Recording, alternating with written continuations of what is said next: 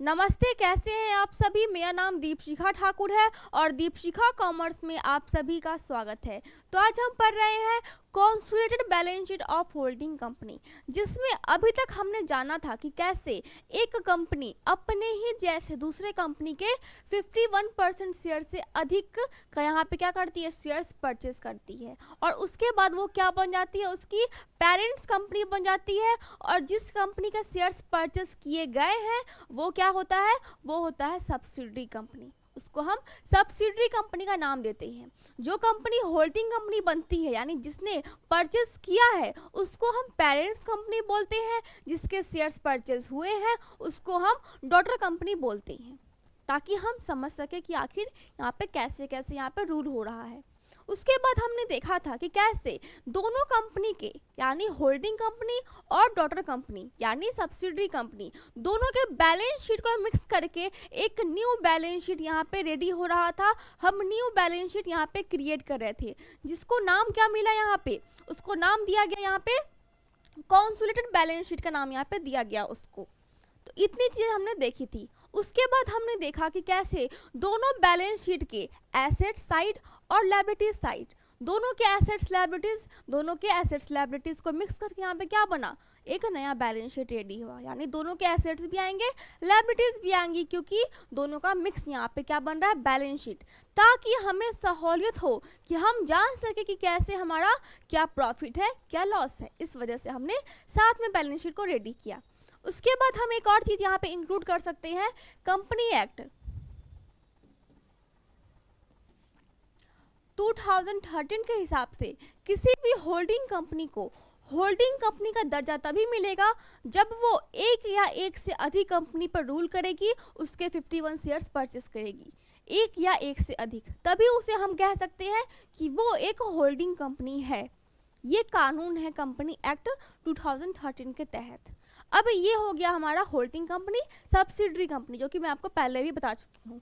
अब आते हैं हम इसके अंदर एक और पॉइंट है जिसको क्या बोलते हैं हम, wholly owned and partly owned subsidiary company. यानी यहाँ पे क्या होता है, यहाँ पे भी हम कंपनी को देख सकते हैं कि कैसे यहाँ पे जो सब्सिडरी कंपनी होती है उसमें भी दो टाइप हो सकते हैं, दो तरीके हो सकते हैं। चलिए जानते हैं क्या। पहला तो वो फर्स्ट वैसी कंपनी जिसके 100% शेयर्स क्या हो गए, यहाँ पे परचेस कर लिए गए, किसके द्वारा, यहाँ पे होल्डिंग कंपनी के द्वारा,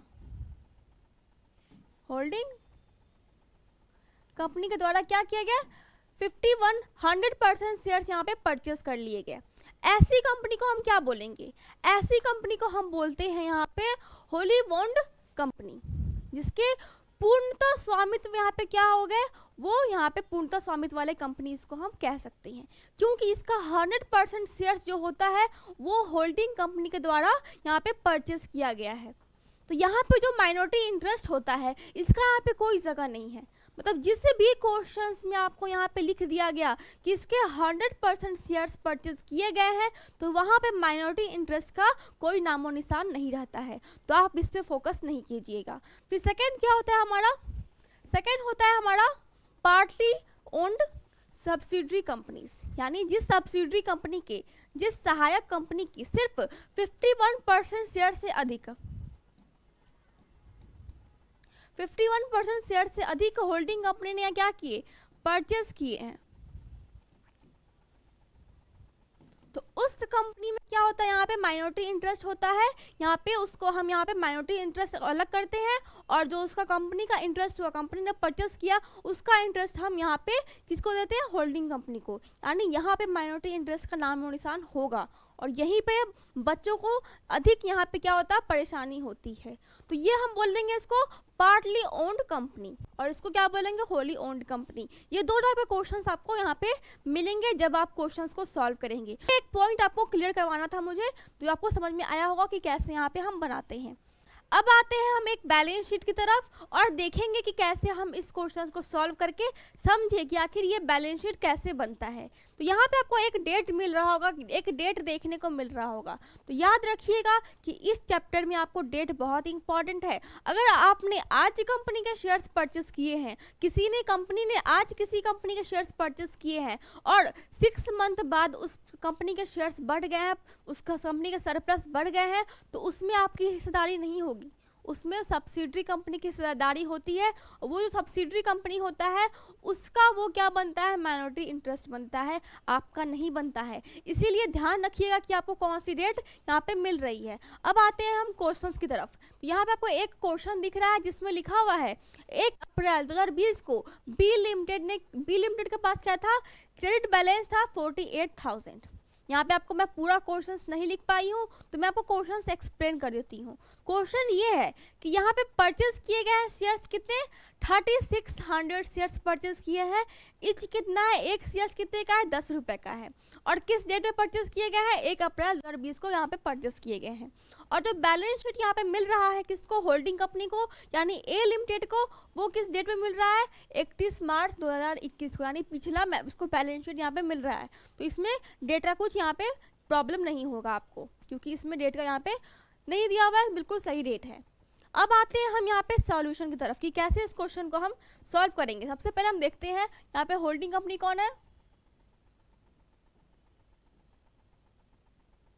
और सब्सिडरी कंपनी कौन है।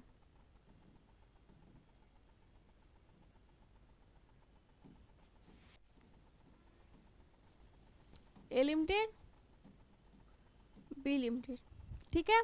अब आते हैं हम इसके शेयर्स की तरफ, क्योंकि शेयर्स यहाँ पे बहुत इंपॉर्टेंट रोल निभाता है कि आपने आखिर कितने शेयर्स यहाँ पे परचेस किए। मैंने बताया अभी आपको कि कैसे आप यहाँ पे 51% शेयर्स परचेस किए या फिर 100% शेयर्स परचेस किए। तो वो देखने के लिए हम यहाँ जाएंगे यहाँ पे शेयर कैपिटल की तरफ। तो इसकी शेयर कैपिटल कितना है, इसका शेयर कैपिटल है 40,000, इसके प्राइस है शेयर कैपिटल का। तो कितना शेयर्स हुआ, अगर 10 रुपये से देखे तो यहाँ पे क्या हुआ, 4,000 इसके शेयर्स हुए। 4,000 शेयर्स है जिसमें परचेस कितने किए, परचेस किए गए हैं यहाँ पे 3600। तो कितना यहाँ पे बच गया, 400 शेयर्स यहाँ पे बच गया है। तो यहाँ पे अगर देखिए 4,000 शेयर्स का हम 36 यहाँ पे शेयर्स परचेस किए तो कितना परसेंट हो गया, 90% शेयर्स हमने क्या किया यहाँ पे इसके परचेस किए गए हैं।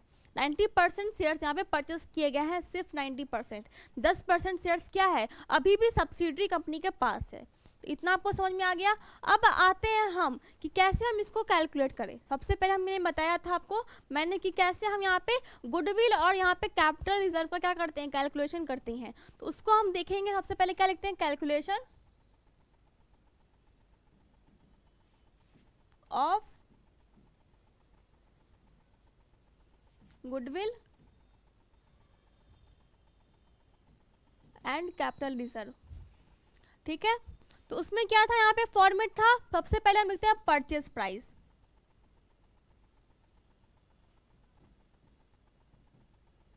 परचेज प्राइस कितना था यहाँ पे 7200, 72,000। यहाँ पे आपको दिख रहा है कितना है, 72,000 क्वेश्चंस में 72,000 पे क्या किया, परचेस किया। कितने शेयर्स, 3600 शेयर्स यहाँ पे परचेस किए हैं।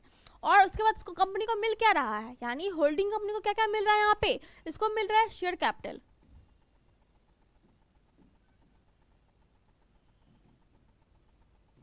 तो अगर इसके 3600 शेयर्स का हमें परचेस किए हैं और इसका शेयर कैपिटल कितने का था, 4,000 का, तो अगर इसके वैल्यूएशन से हम देखें तो इसको सिर्फ 36,000 के ही शेयर्स यहाँ पे मिल रहे हैं। तो यहाँ पे इनर कॉलम में क्या लिखेंगे, 36,000, ठीक है। अब हम देखेंगे क्वेश्चन के ऊपर की तरफ कि इसका जिस डेट पे इसने परचेस किया था उस डेट पे इसका बैलेंस क्या था, क्रेडिट बैलेंस 48,000, ठीक है। तो अब यहाँ पे हम इसका 90% निकालेंगे, क्योंकि हमने 90% शेयर्स ही परचेस किए हैं। तो हम इसका 90% शेयर्स निकालेंगे, जो कि कितना है यहाँ पे। तो ये प्रॉफिट लॉस में कितना है इसका, यहाँ पे आया 43,200, 43,200 यहाँ पे अमाउंट आया। अब कुछ और है जो इसको मिल रहा है, यहाँ पे कुछ और नहीं दिख रहा है मुझे, बस इतना ही इसको, यही दो चीज मिल रहा है किसको, होल्डिंग कंपनी को। अब इसको यहाँ पे ऐड करते हैं, कितना हो गया 79,200। अब इसको आउटर कॉलम में हम यहाँ पे माइनस करेंगे, कितना यहाँ पे 7200 यहाँ पे आया है, 7200 यहाँ पे हमें आया, जो कि क्या बन गया हमारा ये बन गया हमारा कैपिटल रिजर्व, क्योंकि आपने देखा कि इसने क्या किए, इसने जितने अमाउंट में परचेस किए हैं उससे अधिक का सामान इसको मिल रहा है, यानी जितने अमाउंट में परचेस किया उससे अधिक का इसके पास क्या आ रहा है, पैसा आ रहा है, तो वो कैपिटल रिजर्व में जाएगा इसके। यहाँ पे क्या हुआ, यहाँ पे हुआ हमारा कैपिटल रिजर्व। ये क्या हो गया फर्स्ट। अब हमने यहाँ पे फॉर्मेट रेडी कर लिया है। अब हम आते हैं इसको कि कैसे हम यहाँ पे बैलेंस शीट रेडी करें। यहाँ पे क्या है इसका consolidated balance sheet.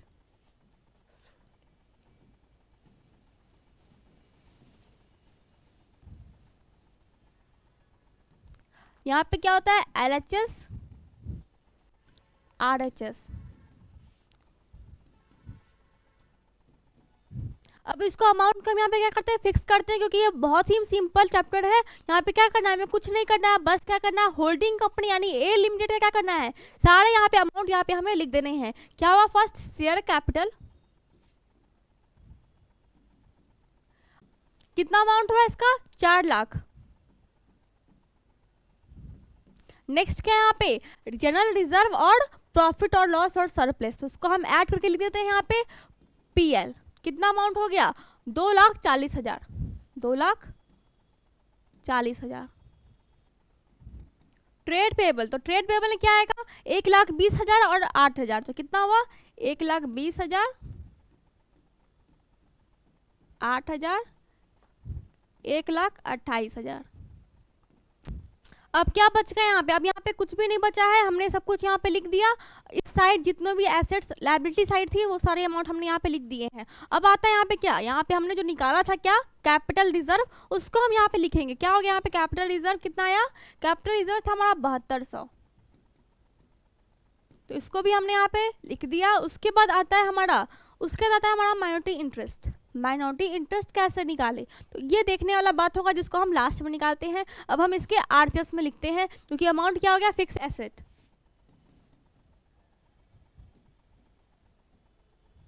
Fix assets कितना हो यहाँ पे 3,80,000। नेक्स्ट क्या यहाँ पे प्लांट एंड मशीनरी,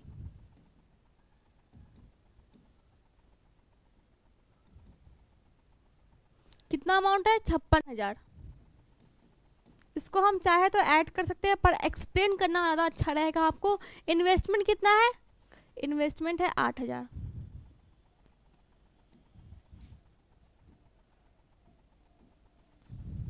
तो इन्वेस्टमेंट भी हम यहाँ पे लिखेंगे, क्योंकि बी लिमिटेड ने भी क्या किए इन्वेस्ट किए हैं कहीं पे, तो उसको हम यहाँ पे लिख देंगे। उसके बाद नेक्स्ट क्या आता है हमारा, यहाँ पे आ रहा है बी लिमिटेड शेयर्स परचेस किए, ये हम यहाँ पे ऑलरेडी कैलकुलेट कर चुके हैं। फिर क्या है इन्वेंटोरीज है, इसको हम स्टॉक भी बोल सकते हैं, यहाँ पे स्टॉक लिखते हैं।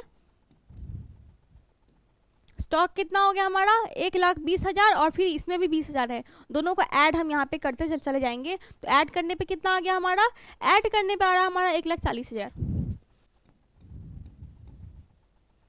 1,40,000 हमने यहाँ पे लिख दिया। आपको दिख रहा होगा, दिक्कत नहीं हो रहा है। उसके बाद हम देखते हैं यहाँ पे नेक्स्ट क्या है अमाउंट, यहाँ पे कैश एंड कैश इक्विवेलेंट, जिसमें कितना दिख रहा है आपको 52,000। तो कितना हो गया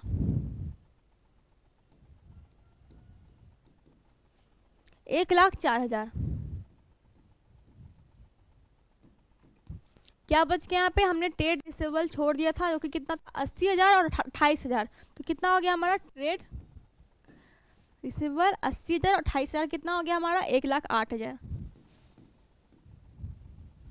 अब आते हैं हम माइनॉरिटी इंटरेस्ट पे, क्या आखिर उसको कैसे हम यहाँ पे निकालें, तो इसको हम कैलकुलेट करते हैं। यहाँ पे कैलकुलेट अगर हम करें तो हम देखेंगे जो माइनॉरिटी इंटरेस्ट होगा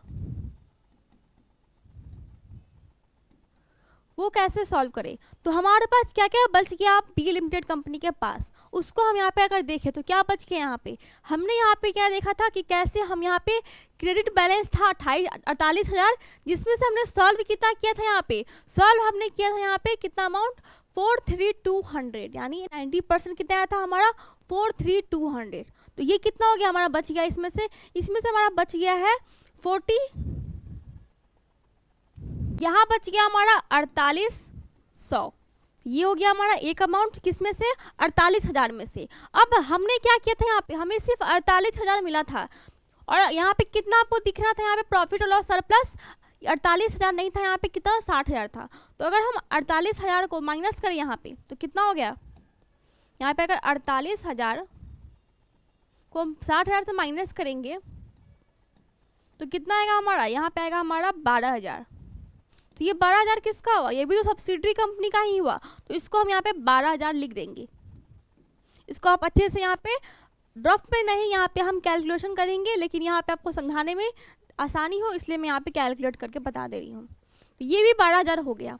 अब क्या इसको बच गया, अब इसके पास क्या क्या बच गया, अब इसके पास बचा है एक और चीज़ जो कि क्या है, हमने 36,000 शेयर्स ही यहाँ पे क्या किए थे, परचेस किए थे 90% शेयर्स। इसके पास 4,000 शेयर्स और थे, यानी इसके पास 4,000 रुपये और था। 36,000 हमने यहाँ पे 36,000 रुपये का क्या किया, शेयर्स लिया, तो 4,000 तो बच गए इसके पास अमाउंट। तो वो 4,000 कहाँ आएगा, वो भी तो इसी के पास आएगा। इसको हम यहाँ पे दे देते हैं 4,000। तो कितना हुआ, ऐड कीजिए इसको, कितना हुआ यहाँ पे 20,800 अमाउंट आया। यहाँ पे 20,800 यहाँ पे आपको दिख रहा होगा अमाउंट आ गया। अब हम इसको क्या करते हैं, अब हम इसको यहाँ पे लिख देते हैं कहाँ पे, माइनॉरिटी इंटरेस्ट में।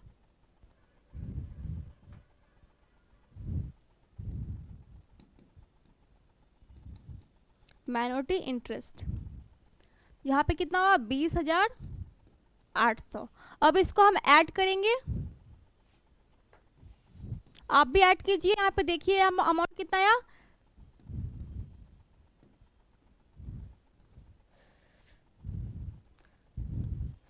7,96,000।